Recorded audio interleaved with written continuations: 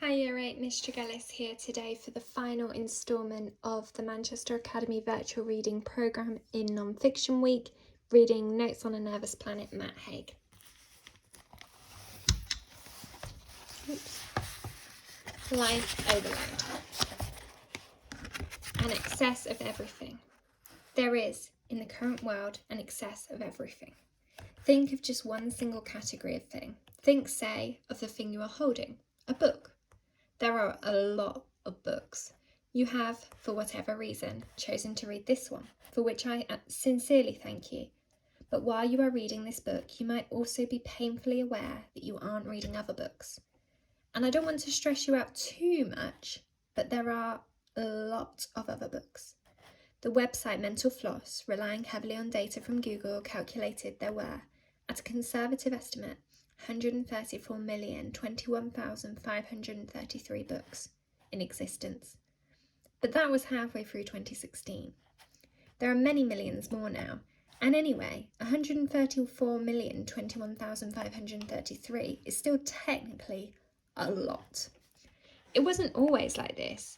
We didn't always have so many books, and there was an obvious reason. Before printing presses, books had to be made by hand, written on surfaces of clay, papyrus, wax, or parchment.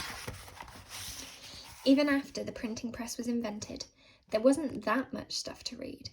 A book club in England in the early 16th century would have struggled, as there were only around 40 different books published a year, according to figures from the British Library. An avid reader could therefore quite easily keep up with every book that was published. So, what are you all reading? A hypothetical member of the Hypothetical Book Club would ask. Whatever there is, Cedric, would be the reply. However, the situation changed quite quickly. By the year 1600, there were around 400 different titles being published per year in England, a tenfold increase on the previous century.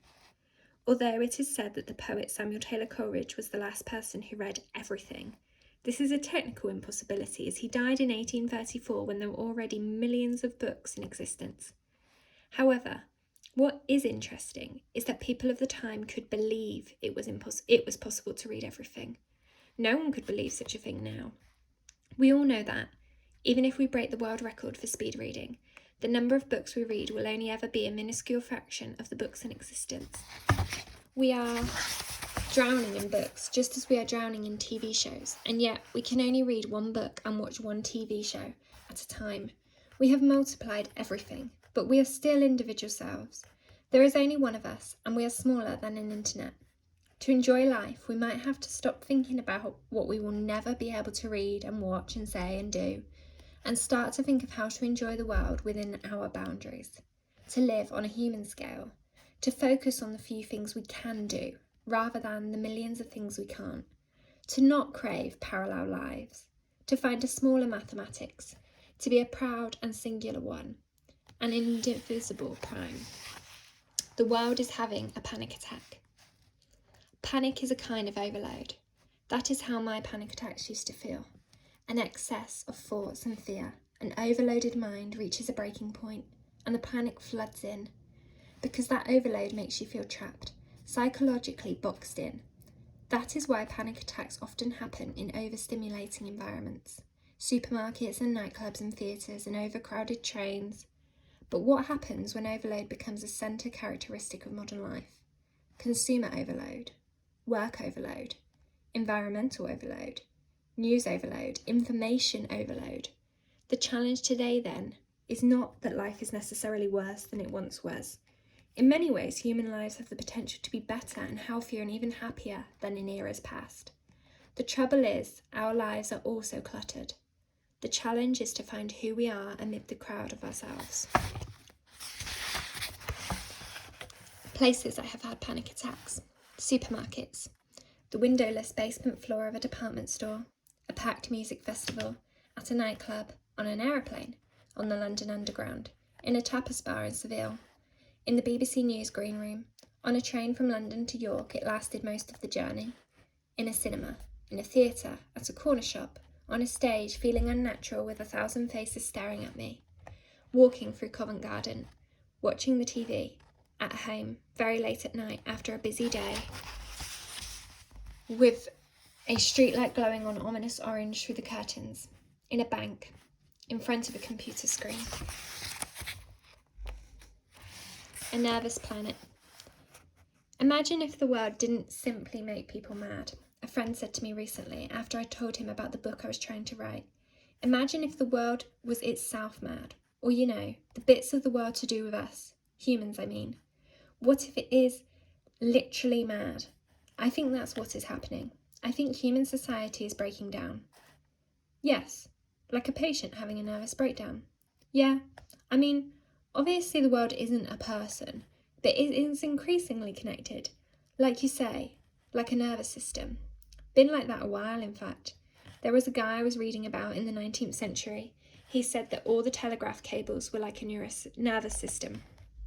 On further research, I found the man was called Charles Tilston Bright, the man in charge of the first transatlantic telegraph cable.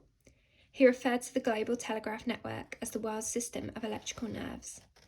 We no longer have telegraphs as such, as they didn't prove too good at posting ninja cat videos or emojis.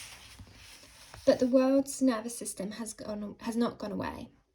It has evolved in scale and complexity to the extent that, since June 2017, over half the world's population is connected to the internet, according to figures from the United Nations International Telecommunications Union, which incidentally used to be the International Telegraph Union. The number of internet users has been growing rapidly, year by year. It's wild to think that back in 1995, comparatively, no one was on the internet. 16 million people, just 0.4% of the world population. A decade later, in 2005, it was up to 1 billion people, which meant 15% of the world's population was online. And by 2017, those digits flipped to 51%. In that same year, the number of active Facebook users, people who use Facebook at least once a month, reached 2.07 billion. At the start of this decade, back in 2010, there weren't even that many people on the entire internet. This is a rapid amount of change. It has happened because many parts of the world have modernised and have changed their infrastructure quickly to make way for broadband internet. The other factor is the rise of the smartphone, which has made accessing the internet far easier than it used to be. I just finished this page. And it's not just the amount of people who use the internet that is rising. The amount of time we spend online is rising too. Human beings are more connected via technology than ever before, and this radical change has happened in little over a decade. And, if nothing else, it's leading to a lot of arguments online. As Tolstoy wrote back in 1894, "In the kingdom of God is within you." The more men are freed from privation, the more telegraphs, telephones, books, papers and journals there are, the more means there will be of diffusing inconsistent lies and hypocrisies, and the more disunited and consequently miserable will men become, which indeed is what we see actually taking place. And things are happening too quickly for us to take stock of it all, certainly quicker than in Tolstoy's time. All this falling out, all this information, all this technological connection. The world's brain is a common but fitting metaphor.